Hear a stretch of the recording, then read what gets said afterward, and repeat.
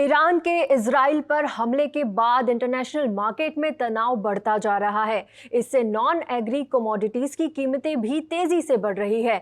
Iran ने Israel पर मिसाइलें दाग दी और अब इजराइल ने भी ईरान से इसका बदला लेने की धमकी दी है। अब देखना होगा कि इसके आगे क्या होता है, इजराइल कैसे रिएक्ट करेगा और ईरान का क्या रिटेलिएशन होगा इस पर, और इन सब का भारतीय बाजार और क्रूड और गोल्ड पर किस तरह का इम्पैक्ट देखने को मिलेगा। इन सभी समीकरण को समझते हैं। हमारे साथ है वंदना भारती जी। आपका बहुत बहुत स्वागत है एनडीटीवी प्रॉफिट हिंदी में। मैम, ये जिस तरह का तनाव मिडिल ईस्ट में देखने को मिल रहा है, इजराइल ईरान का जो कॉन्फ्लिक्ट चल रहा है, आप कैसे देखते हैं इस पूरे इंसिडेंट को? इजराइल ईरान की जो जंग का असर क्रूड पर देखने को मिल रहा है, जिस तरह से क्रूड में हमने देखा कि मिसाइलें दागने के बाद एक दिन में 5% की तेजी आई।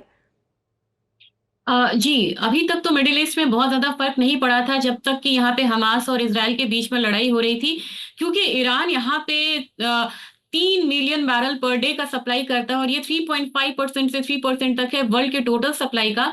तो ईरान जब यहाँ पे इन्वॉल्व हुआ लड़ाई में, तो यहाँ पे जो फर्क है एकदम स्ट्रेट आना शुरू हुआ था क्रूड ऑयल पे, और वहां पे हम लोगों ने रिएक्शंस आते हुए देखे थे।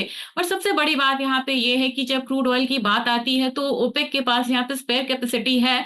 तो ईरान से अगर डिस्टर्ब होता भी है सप्लाई, ऑयल सप्लाई, तो यहाँ पे ओपेक इसको कवर अप कर सकता था। इसके बावजूद हम लोगों ने देखा है कि रिएक्शंस बहुत स्ट्रांग आ रहे थे, क्योंकि ईरान से एक डर था कि वो स्ट्रेट ऑफ हॉर्मुज है, जिससे हम 1/5 टोटल सप्लाई होता है क्रूड ऑयल का वर्ल्ड वाइड, वहां अगर उसने उसे ब्लॉक कर दिया तो फिर बहुत मुश्किल हो जाएगी क्रूड ऑयल प्राइसेस के लिए और सप्लाई के लिए यहाँ पे। तो ये जो एक फेयर फैक्टर मार्केट में था, जिसकी वजह से क्रूड में हम लोगों ने लगातार हायर साइड आता हुआ देखा है। और अगस्त के बाद पहली बार ऐसा हुआ है कि $80 को क्रॉस किया है ब्रेंट क्रूड ऑयल ने, और यहाँ पे भी हम लोगों ने $78 से भी ऊपर का आंकड़ा छूते हुए देखा है। तो मेरे ख्याल से अब यहाँ पे फेयर जो कहते हैं सप्लाई फेयर, वो यहाँ पे एक्चुअली दिखता हुआ नजर आ रहा है। अगर यहाँ पे प्रॉक्सी वार में कहीं भी यहाँ पे सऊदी अरेबिया या कोई और कंट्री, जो कि अभी उम्मीद नहीं है यहाँ पे कि इन्वॉल्व होंगे, अगर इनकी इन्वॉल्वमेंट थोड़ी भी बढ़ती है तो मेरे ख्याल से वॉर एस्केलेट हो सकता है, क्योंकि सऊदी अरेबिया से इजराइल का बहुत बढ़िया संबंध है। लेकिन प्रॉक्सी वॉर को कुछ यहाँ पे नहीं कह सकते। तो मेरे ख्याल से सप्लाई फेयर मार्केट में है।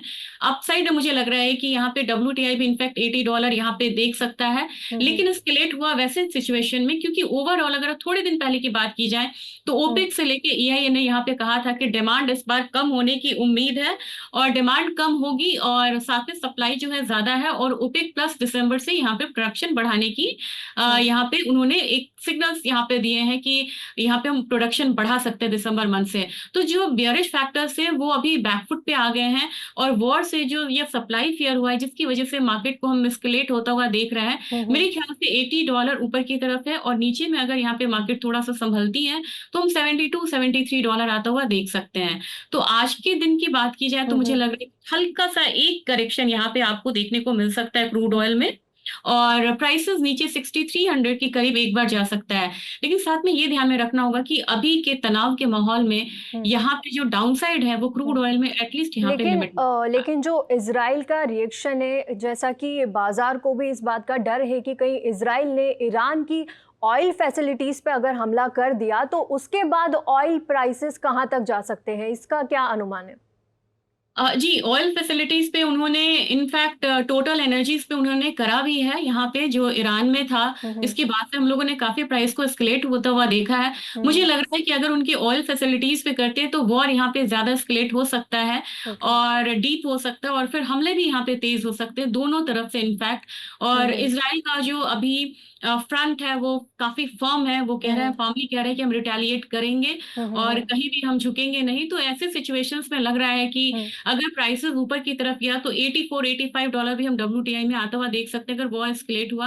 हम लोगों ने यहाँ पे इनफैक्ट WTI क्रूड का हम लोगों ने अगर देखा हो तो $100 के ऑप्शंस में भी वॉल्यूम आई थी, लेकिन मैं इतने स्पेकुलेटिव अभी फिगर्स नहीं देना चाहती हूँ। लेकिन मुझे लग रहा है कि $84-85 तक प्राइसेस एक बार ऊपर जा सकता है अगर यहाँ पे वॉर फर्दर यहाँ पे स्केलेट हुआ तो। ओके, अगर इस तरह की कोई सिचुएशन आगे जाकर बनती है तो डेफिनेटली ऑयल प्राइसेस में एक उछाल देखने को मिलेगा। लेकिन इससे भारत के इंपोर्ट बिल जो है, भारत का करेंट डेफिसिट पर क्या असर देखने को मिलेगा जब प्राइस एक्सेलेट होंगे? जी, ये बहुत इम्पोर्टेंट सवाल किया आपने, क्योंकि हम्म। अगर देखा जाए तो भारत के इम्पोर्ट बिल में जो 3 सबसे बड़े कमोडिटीज़ हैं, सबसे पहला क्रूड ऑयल है, दूसरा यहाँ पे गोल्ड है और तीसरा यहाँ पे ऑयल सीड्स है।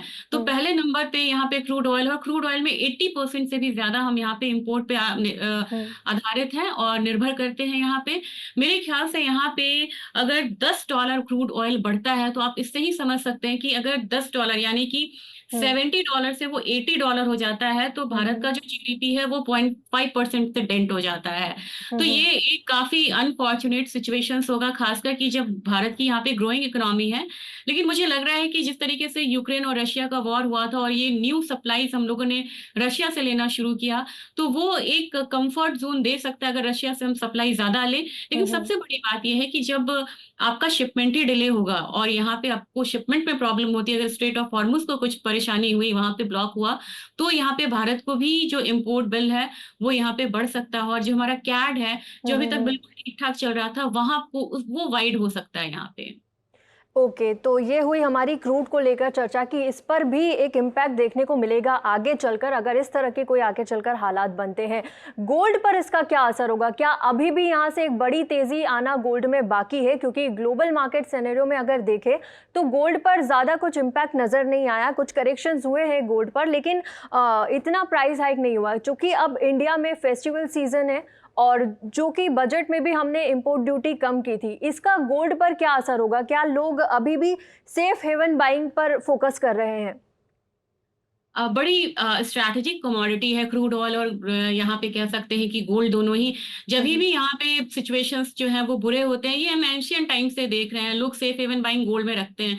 अगर आप देखें तो पिछले 5-6 सालों से लगातार, इनफैक्ट यहाँ ज्यादा, मतलब 11 साल में इनफैक्ट आप बोल सकते हैं, सेंट्रल बैंक्स लगातार बाई कर रहे हैं। उससे पता है कि इकोनॉमिक सिचुएशंस यहाँ पे अच्छे नहीं है और लास्ट 4-5 ईयर्स में सेंट्रल बैंक्स की बाइंग, खासकर चाइना, टर्की, इनकी काफी ज्यादा बढ़ी है। इनफैक्ट इंडिया भी एग्रेसिव बाइंग किया है गोल्ड में। और मुझे लग रहा है कि जितने भी फैक्टर्स है, एक तो आपको जियोपॉलिटिकल प्रेशर है यहाँ पे बहुत ज्यादा, बहुत करेक्ट। सालों बाद यहाँ पे देखेंगे कि वॉर है और वॉर लाइक सिचुएशंस है। आर्म्स डीलिंग भी यहाँ पे काफी ज्यादा हो रही है। दूसरी चीज है कि अब यहाँ पे इंटरेस्ट रेट कम होने का एक जो प्रोसेस है, वो प्रक्रिया शुरुआत हो चुकी है यहाँ पे।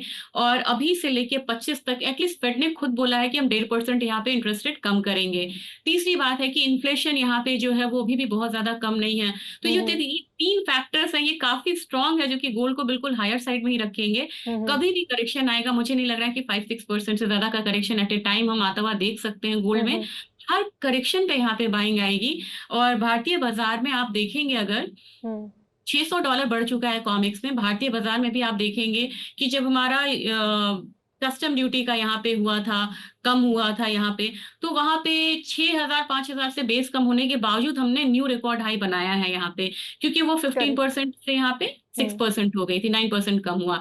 इसके बावजूद यहाँ पे रिकॉर्ड हाई बन रहा है और इसके बावजूद मुझे लग रहा है कि हो सकता है कि 24 खत्म होते होते हम यहाँ पे 80,000 का भाव भी आता हुआ गोल्ड में देखें।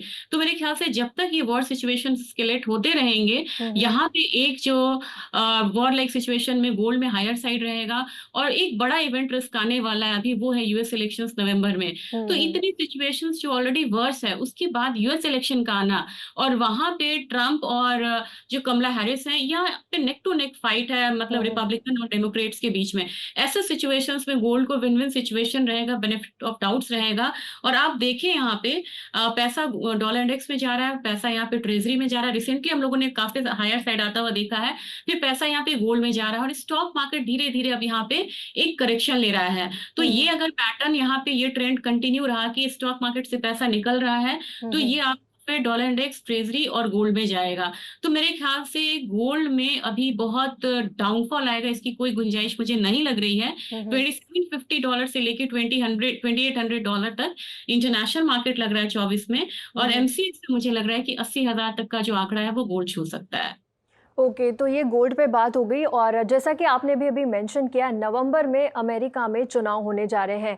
क्या यूएस चाहेगा कि क्रूड के प्राइस बढ़ते रहे या ऐसे ही रहे? इसके चलते आप क्रूड पर और गोल्ड पर क्या सलाह देंगी इन्वेस्टर्स को? जी, 2 पक्ष है यहाँ पे। हुँ, अगर देखा जाए क्रूड ऑयल अगर बहुत ज़्यादा हायर साइड जाता है, वो हुँ, यूएस इकोनॉमी के लिए अच्छा नहीं है। वो नहीं चाहेगा कि प्राइसेज़ जो हैं हुँ, $75 से ऊपर आते ही उनका डिस्कम्फर्ट जो ज़ोन में वो आते हैं हुँ, और वहाँ से प्राइसेज़ वो बोलते हैं कि हम स्ट्रैटेजिक रिज़र्व से रिलीज़ करेंगे या फिर वो ओपेक नौ प्लस पे भी एक प्रेशर होता है कि वो यहाँ पे प्रोडक्शन बढ़ाएँ। लेकिन हुँ, दूसरी चीज़ अगर आप देखेंगे कि हमने तो ओपेक प्लस की बात कर ली, लेकिन अभी वर्तमान में अगर देखा जाए तो वर्ल्ड का सबसे बड़ा क्रूड ऑयल सप्लायर कौन है? वो भी यूएस है। तो इनका विन-विन सिचुएशंस है।